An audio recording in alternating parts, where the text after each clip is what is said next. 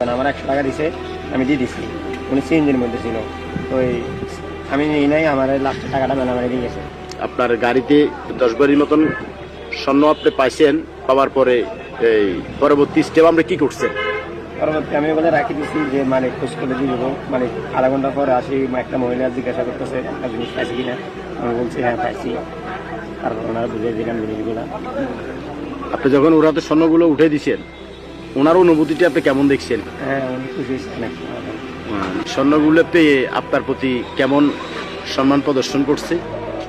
না উনি কিছু করে না, এই সম্মান ওনার কি বলবো, উনি তো জিনিস পাই এই পাগল মতো ছেড়ে যেতেছে।